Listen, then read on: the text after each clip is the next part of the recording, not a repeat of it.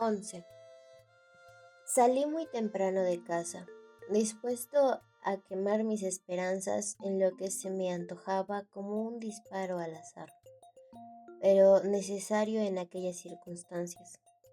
Si le contaba lo que sabía a la policía, tal vez tardase un tiempo precioso en investigar, siguiendo una rutina o pensando que había casos más urgentes que resolver.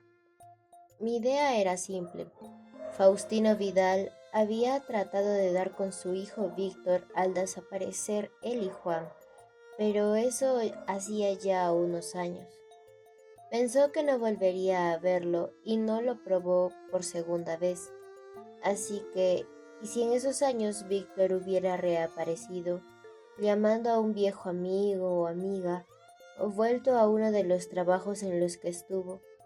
Todo era posible, y más en la mente de un perturbado, porque desde luego el hijo de señor Vidal y presunto padre de mi paciente sin historia estaba loco. Me estremecí por la sordidez del caso, pero precisamente por ello estaba decidido a dar con la verdad como fuera. Cada vez que cerraba los ojos veía al niño en el hospital, solo, perdido, y luego, sin saber por qué, pensaba en mi propio hijo. En primer lugar, y siguiendo un orden lógico que me había trazado la noche anterior, después de hablar con Lidia, fui a las dos empresas en las que había trabajado Víctor Vidal. En una había hecho de repartidor, en otra de vigilante, dos oscuros trabajos que apenas sí dejaron una huella, porque en ambos sitios un encargado y un gerente, hoscos y de mal talante, me dijeron lo mismo, que Víctor Vidal había sido un mal trabajador, problemático y pendenciero, y que finalmente se marchó del primer empleo por su propia decisión y del segundo por un despido directo. Pedí hablar con algún antiguo compañero y tras identificarme como médico, me dejaron, pero de nuevo mi gestión fue un fracaso absoluto. Víctor Vidal no tenía amigos laborales y nadie sabía qué podía haber sido de él. Llamé a Nandra desde una cabina. Ella también tenía una misión que cumplir, aprovechándose de que su cuñado trabajaba en la administración pública. Nandra, soy yo. ¿Qué has averiguado? Nandra, no hay ningún Víctor Vidal con esos datos en ninguna parte. Al menos no hay constancia de ello. No está dado de alta en la seguridad social en la actualidad y su último empleo conocido fue como guardia de seguridad en una fábrica hace 4 años. ¿Quieres los datos? Los quería y los anoté inmediatamente. 4 años eran menos que 6, por lo que casi me sentí como un verdadero detective, progresando en mi investigación. Gracias, Nandra, le dije muy sinceramente. Cuando nos echen del hospital, abriremos una agencia de detectives. Sí, jefe, se despidió ella a la altura de las circunstancias. Fui a la nueva dirección que acababa de conseguir y la historia se repitió, aunque no al 100%. Un jefe de personal me puso a caldo al díscolo Víctor Vidal, asegurándome que era un mal bicho y que no había tenido más remedio que echarlo por múltiples motivos. No lo denunciaron por falta de pruebas, pero hubo sospechas de que robaba generosas ganancias a su puesto y que por las noches estaba solo por allí. Al parecer, su único amigo había sido un guarda de seguridad que seguía en la empresa, pero que al trabajar de noche no se encontraba en ese momento allí. No querían darme su dirección, pero cuando les expuse el caso lo comprendieron y accedieron. Las señas del guarda de seguridad no correspondían precisamente a una calle cercana, así que primero me dediqué a seguir el itinerario que me había marcado para localizar a dos conocidos y a una amiga de Víctor Vidal, según lo que me dijo su padre. A uno de los conocidos no lo encontré porque estaba en la cárcel. Al otro tampoco, por la simple razón de que ya no vivía allí. Sus vecinos no me dijeron nada bueno de ambos, por lo tanto encontré lógico que fueran amigos de Víctor Vidal. Más suerte tuve con la amiga, una mujer de unos 30 años, al parecer casada y con una niña de meses en los brazos. Me identifiqué como médico, le hablé de Juan, de que lo habíamos recogido y estábamos buscando a su padre. Lo primero que hizo fue encogerse de hombros. ¿Qué quiere que le diga?, espetó después. Hace mucho que no lo veo, como un par de años, y no sé nada de él. Estaba loco de remate. No sé cómo no lo encerraron en un manicomio. ¿Un par de años?, me animé. ¿Dónde lo vio? Por la calle, caminando solo. Desde luego no me detuve y él no me vio a mí. Tenía un aspecto... Algo era algo. 2 años antes, Víctor Vidal seguía en la ciudad. Eso nos acercaba al presente, aunque aún hubiera una enorme distancia que salvar. No pude conseguir más de la amiga, o mejor dicho, ex amiga, de mi perseguido. Mis posibilidades iban reduciéndose, por lo que comí un plato combinado en un restaurante para no perder tiempo y me encaminé a la dirección facilitada en la empresa donde trabajó como guarda de seguridad. Un barrio extremo, una calle extrema, una casa más que extrema. Temí pillarle aún dormido, si es que trabajaba de noche, pero tuve suerte. Me abrió él mismo. Me identifiqué como médico y lejos de encontrarme con una persona hosca y con pocas ganas de charlar con desconocidos, me topé con un hombre afable, un hombretón, porque medía casi 2 metros y tenía unas espaldas cuadradas. Me hizo entrar mientras comentaba: el bueno de Víctor, vaya por Dios. Cuando le conté el motivo de mi búsqueda, ya no pareció tan feliz o alegre. Su rostro fue cambiando de expresión. Al finalizar, su cara se había convertido en una máscara cenicienta. Siempre fue un poco raro, un tipo de esos que tienen mala suerte, pero era legal con los amigos y nosotros lo fuimos durante un tiempo. Había estado en la cárcel, tenía la carga de su hijo.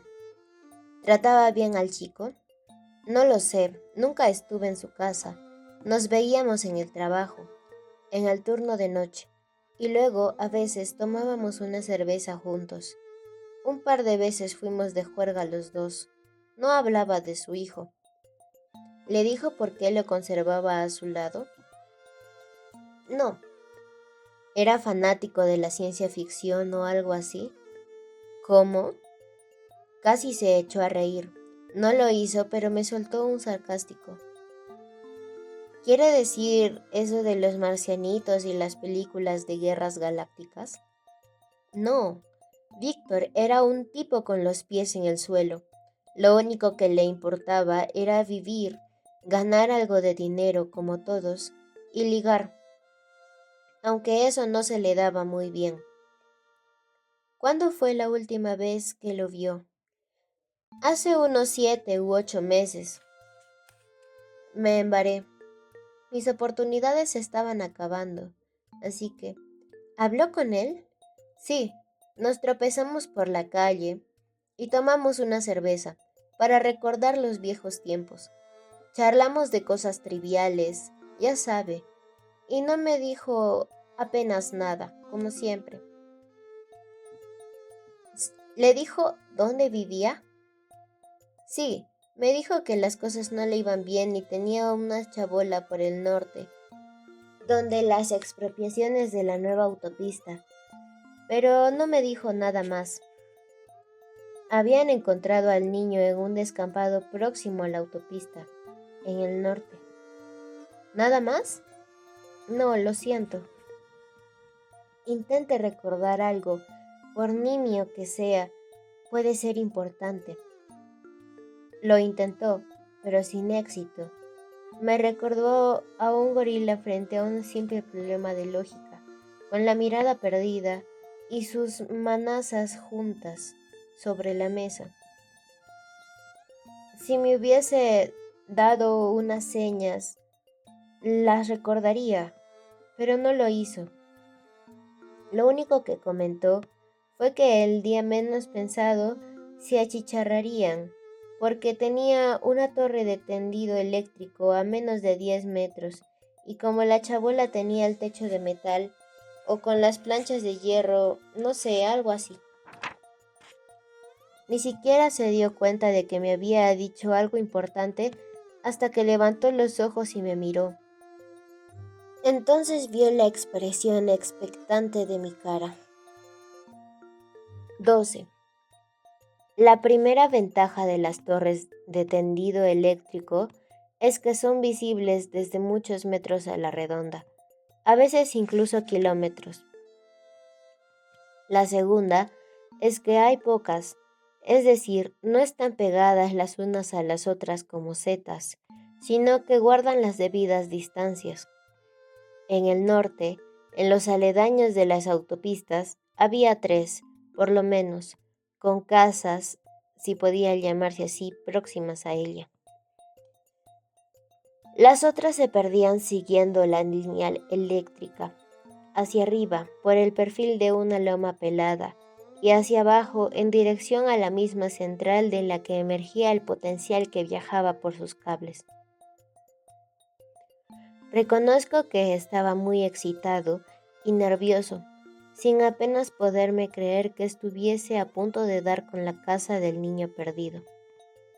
Claro que era lógico, en su estado no podía haber caminado mucho, todo lo más 1 kilómetro, 2 a lo sumo. El descampado próximo a la calle Paz, donde lo encontró el coche de policía municipal, estaba en un punto equidistante de 2 de las torres, más o menos a 1,5 kilómetros de ellas, y a su derecha. Y por allí no había avenidas arboladas, calles, edificios, casas normales, sino los aún evidentes vestigios de los desequilibrios sociales que, por más que se intentasen paliar, pervivían todavía como una lacra en el esplendor de la gran urbe. Cada vez que un ejército de bulldozers y máquinas arrasaban un campo de chabolas, era como si un minero se lavara la cara al salir a la superficie, sabiendo que al día siguiente volvería a ensuciársela al bajar a la mina. Las chabolas surgían en otra parte, y los hijos del infortunio, los desheredados, continuaban así su existencia. En cualquier ciudad late el pozo negro de la miseria. Conduje mi coche despacio, con precaución, pero también con un nuevo sentimiento floreciendo dentro de mí: la aprensión. ¿Qué iba a encontrar? ¿Estaba en la pista correcta, como todo parecía indicar? ¿Daría con Víctor Vidal? Y si era así, ¿qué haría o qué me diría al saber que teníamos a su hijo? ¿Se lo devolverían? Aparté de mi cabeza todas esas preguntas y otras nuevas que me asaltaron en los siguientes minutos, para centrarme en mi cometido. El posible éxito de esta misión tenía que darme la confianza y la seguridad para concluir mis averiguaciones como era debido. Fuera como fuera, Víctor Vidal, yo tenía que mostrarme seguro, fuerte. Lo que estaba en juego era algo más que la vida y la estabilidad mental de un niño. La primera torre no tenía ninguna casa cerca, ni siquiera un simple chamizo, así que, tras asegurarme bien, Me encaminé a la segunda. Tuve que dar un rodeo. Mi coche no era precisamente un todoterreno. Mientras me aproximaba a ella, pensé que me había equivocado, porque el paraje parecía más bien desierto y apartado de todo núcleo habitado. Fue una simple apreciación. Al rebasar un grupo de árboles secos con la línea de la autopista recortada sobre mi derecha, divisé lo que estaba buscando, y esta vez sí, el corazón se me paralizó en el pecho. Cerca de la enorme torre de alta tensión había una especie de casa o chabola o como pudiera llamarse, construida con ladrillo, adobe y restos de otros materiales, con un techo de metal brillante, constituido por varias planchas superpuestas. Detuve el coche con más aprensión aún y esperé unos segundos para que mi respiración se normalizara debidamente. Cuando creí estar a tono con la responsabilidad que había arrojado sobre mis hombros, salí del vehículo y me encaminé hacia la casa. Lo primero que descubrí fue que la puerta estaba cerrada y por dentro. Llamé con los nudillos quedamente. Nada. La segunda vez lo hice más fuerte. ¿Hay alguien allí? El mismo silencio. No me rendí y di la vuelta por la derecha. La edificación no era muy grande, por lo tanto alcancé la parte posterior en un par de segundos. En mi camino solo pasé por una ventana y estaba cerrada. En cambio, la de la parte de atrás estaba abierta de par en par. Vacilé. Si entraba allí, por médico que fuese y por investigador que me sintiese, podía ser acusado de allanamiento de morada o de ladrón. Si Víctor Vidal estaba adentro, era capaz de saltar encima de mí y apalearme, y si aparecía mientras yo estaba dentro de su casa, quizás acabase con un disparo entre los ojos. Miré a derecha e izquierda, impresionado por mismo los augurios, y tras convencerme de que estaba solo y que nadie reparaba en mí, porque no había nadie cerca que pudiese hacerlo, metí un pie al otro lado del alféizar y de un salto me colé dentro. Extremé mis precauciones. Tal vez estuviese dormido o borracho o lo que fuera. Mis movimientos eran muy pausados y sobre todo silenciosos. La ventana por la que acababa de entrar daba a una especie de sala atiborrada de trastos de todo tipo. No me costó mucho imaginarme a qué podía dedicarse el padre de Juan. Por primera vez pensé en el niño como en Juan, y en Víctor Vidal como su padre, y en Faustino Vidal como su abuelo. Era como si allí dentro pudiera sentirlos, captar sus energías. Me detuve en el centro de la estancia, sorprendido por dos cosas.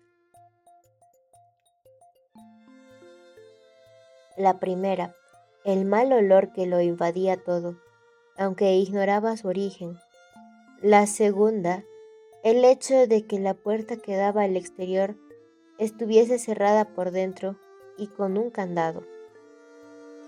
Víctor Vidal estaba allí. Estuve a punto de irme, realmente acobardado, pero me detuve. Había dos puertas en uno de los lados y ninguna de ellas estaba cerrada, sino medio abiertas ambas. Caminé en dirección a la primera y metí la cabeza dentro.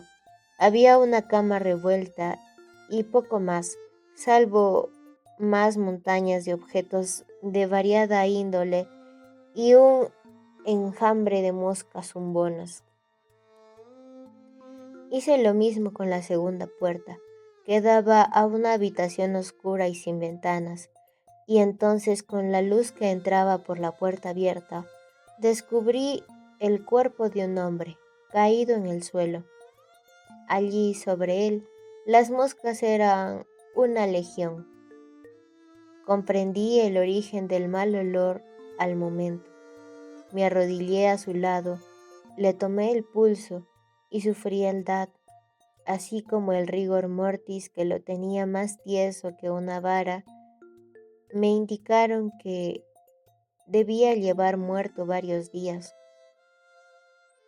Tenía los ojos abiertos, espantados, y una mano doblada a la altura del pecho, como si un infarto le hubiera fulminado allí mismo. Cerca de su cabeza vi un plato caído y diversos objetos esparcidos a su alrededor. No tuve que mirar la fotografía de Faustino Vidal para saber que aquel cadáver era el de su hijo. Me incorporé perplejo. La ventana abierta en la otra habitación indicaba que por ahí había huido Juan, pero seguía necesitando otras respuestas. Ya habituado a la penumbra, miré el camastro y el ambiente infrahumano. La puerta también tenía un candado, pero este abierto y por fuera. Y finalmente, cerca de la cama, medio oculto por unas prendas y casi invisible debido a su color negro, encontré lo que estaba buscando y que podía explicarlo todo. Llegué hasta allí y lo recogí. Parecía un casco, pero no era un casco simple de motorista o de juguete. Era un casco especial, distinto, bastante grande, muy usado, de paredes gruesas y con dos antenas de unos 20 centímetros a los lados. Un equipo de sonido en cada lateral, unas enormes y desproporcionadas gafas oscuras que no eran precisamente para ver a través de ellas, de 15 centímetros de diámetro en cada circunferencia. Un cordón umbilical salía de la parte posterior del casco y se bifurcaba en dos al cabo de 1,5 metros más o menos. Al final de cada bifurcación vi 2 guanteletes metálicos. Dios mío, susurré. Me quedé más frío que el muerto, porque cuando la luz viene a ti, te inunda y te sacude con su evidencia. Todo se te antoja tan sencillo, tan claro, que no aciertas a entender cómo no lo viste así mucho antes. Tuve que sentarme en el camastro, pese al mal olor y la presencia angustiosa del enjambre de moscas zumbando por todas partes. Mis piernas se doblaron incapaces de sostenerme por más tiempo. Desde el primer instante habíamos tenido la verdad frente a nuestras narices, o mejor dicho, frente a las mías, que por algo era el psiquiatra, y no había sabido verla. Juan nos estaba diciendo la verdad siempre, en su inocencia, porque tampoco conocía a otra. El poder, el casco de un simple juego de realidad virtual, aunque fuese de última generación, muy moderno, extraño allí, en una miserable chabola, apartada de todo y mucho más de la civilización.